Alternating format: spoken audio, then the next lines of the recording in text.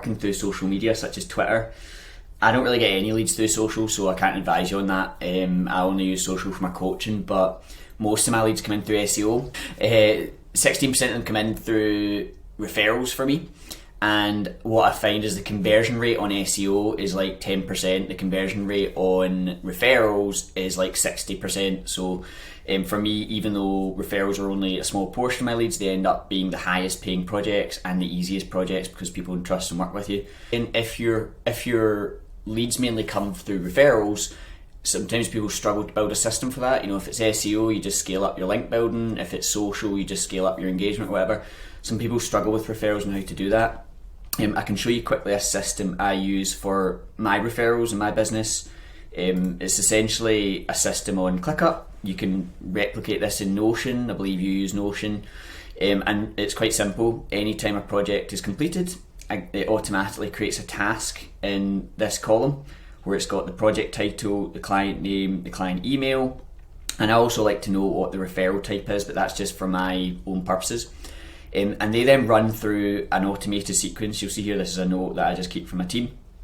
And basically, once I set a due date on one of these tasks, there's a bunch of automations set up in this list so that basically once I set a due date in that task, when the due date is reached, it moves into this column and they get an email basically following up on the project, just saying, checking in that they're happy with the results first of all. After that point, they then, it sets another due date, and then 10 weeks later they move into this column and it sends an email, which you'll see basically tells them about my referral program with a bonus, and asks them if there's anyone they know that could use my help. 10 weeks later, moves into the next column, which is just a basic check-in, just saying how you're getting on, do you need any more help? Another 10 weeks later, there's another check-in, which again just looks like a casual email. These are actually sent from my email, it's not sent from MailChimp, that's why I've set it up on ClickUp, just so you don't get problems on subscribing.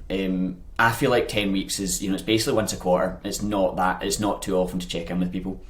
And you'll see just another email asking if they need any help.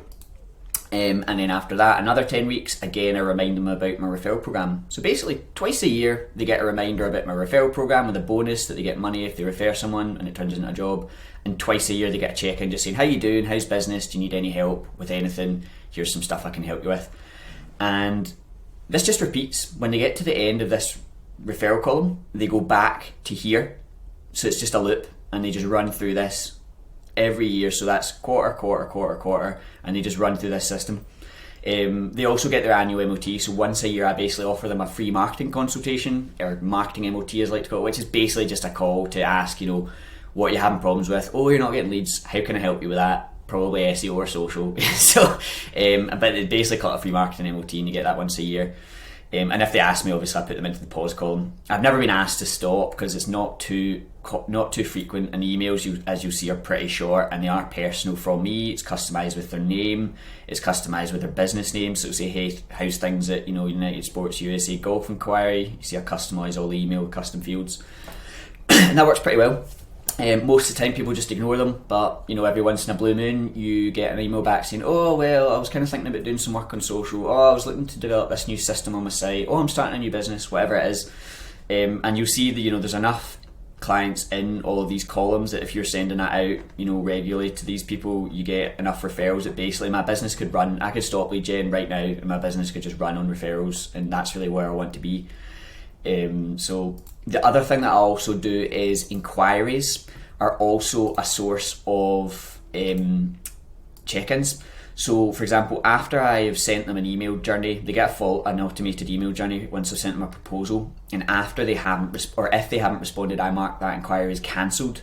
Now it's never really cancelled because after 3 months, I do another check-in to say cancelled, followed up. You wouldn't believe the number of times that I don't get an inquiry, and then 3 months later I follow up and I say, hey, how are you getting on with that project we talked about? And they go, oh well, our current designers really let us down. Or they go, oh well, I haven't even started it yet, actually can we kick off and pick things back up? And it goes ahead. Like, I would say that happens like 5% of the time, which is a large number. I mean, I've been doing this for like a year, and there's 318 cancelled followed up emails in there, and there's another 230 cancelled that are yet to get an email.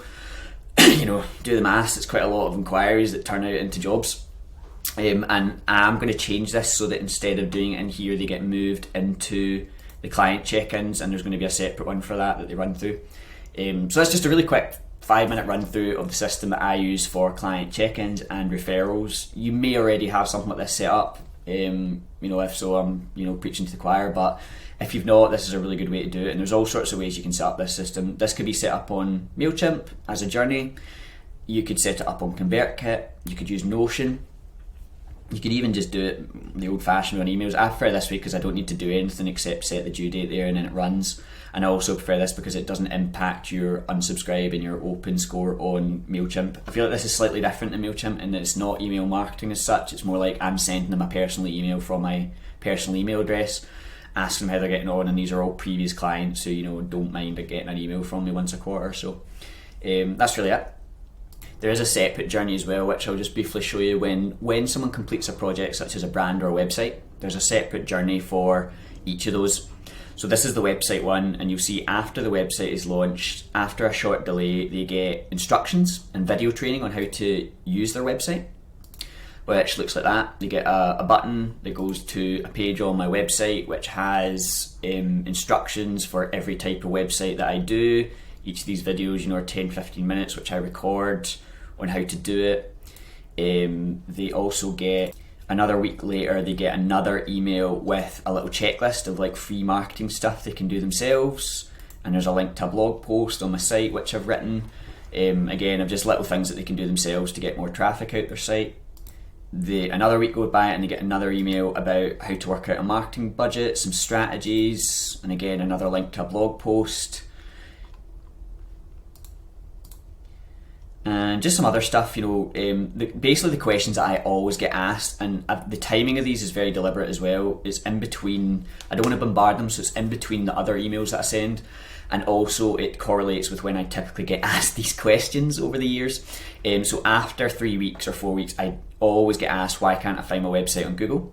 So guess what I've done? Of course, there's another blog post with a YouTube video which explains exactly why their website isn't being found on Google, where I basically walk, it's a YouTube video where I basically walk them through the basics of website SEO, why they're not getting found, and there's a text transcript to that as well.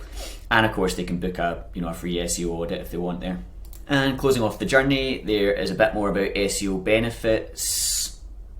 Yet another blog post, that all this is stuff I've written over years that is just built up and customers find it useful. Some of them read it, some of them don't, but the information is there if they want it. So if they send me an email asking about that subject, go, oh well, you've had an email about it, why don't you check out the blog post and come back to me. And finally they get their SEO audit, which I offer free with every website that I do, just because obviously a website with no traffic is worthless.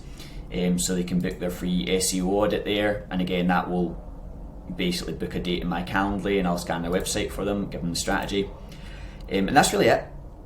Now this seems like a lot of emails put together when you look at it there, but what you'll see is that the open, I've tweaked this over the years in terms of the open rate and the click rate, just keeping an eye on it. If I found the open rate was dropping too much, I basically tweaked the timing or I removed emails.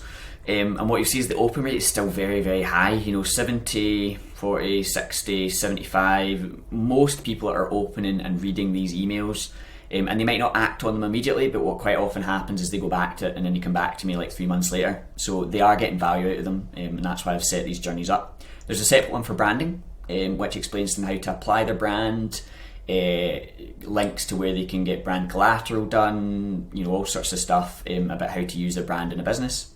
The distinction between this journey on MailChimp and this journey in ClickUp is that this one is about lead gen. This one is about driving more sales from existing customers that might need my help.